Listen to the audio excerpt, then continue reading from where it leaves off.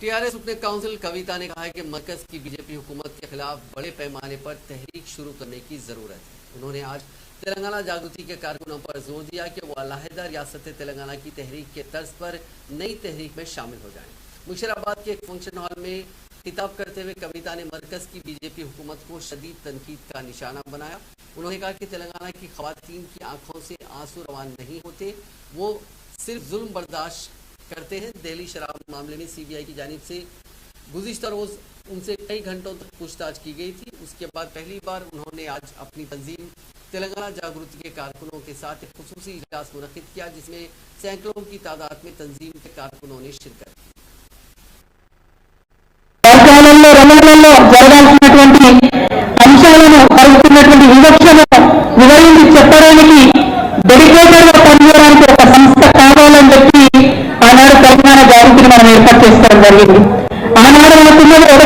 Single point agenda Telangana రాష్ట్రం సాధించుకోవాలనే agenda.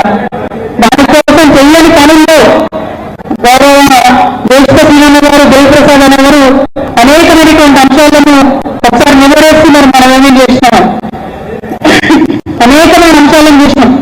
మన భాష మీద జరుగుతున్న వివక్షను, మన కళల మీద జరుగుతున్నటువంటి వివక్ష